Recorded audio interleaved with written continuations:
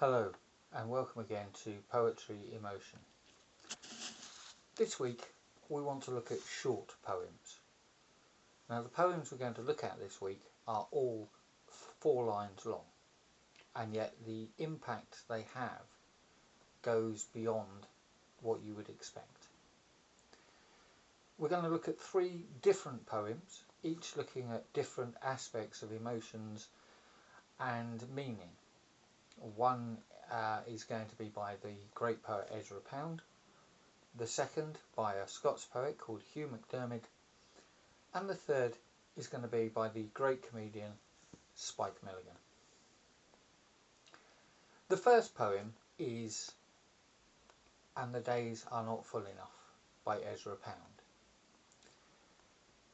And the days are not full enough, and the nights are not full enough, and life slips past like a field mouse not shaking the grass. Now, it's only 4 lines long, and yet what it can say is incredible. The way I interpret it is that it's exhorting us to fill our days with good things, to make a difference, to put ourselves out there, to be involved in life.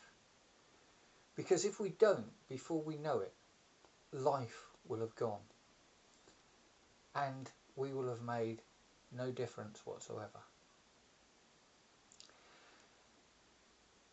Unless we get involved and we fill our days with good things, then we will not be remembered. Our life will go and our life will disappear and nobody will notice. Now it's interesting that Ezra Pound chooses to use the field mouse as an example. Now, I don't know how many of you are familiar with field mice, but they move very, very quickly. And what he's suggesting here is that unless we do something, then we too will move very quickly through life, get to the end before we know it, and have made not even a ripple in the world around us. Now, I'm not saying we all need to go out there and become famous world changers, but all of us can make a difference in our local communities, in our families, in our schools, in our workplaces, by doing something to make things better for others. The second poem is one by Hugh MacDiarmid. Hugh MacDiarmid was a Scots poet, and he tended to write quite angry sounding poems. And this one is very, very short, and it's called The Weapon. Scots steel tempered with Irish fire is the weapon that I desire. That's it. That's the total poem. But what does it mean? Well, it could mean a physical weapon, a weapon such as a sword, which has been made with Scottish steel tempered in Irish fire. Or, alternatively, what it could be alluding to, and this is where I tend to fall on this, is it could be alluding to a metaphorical weapon.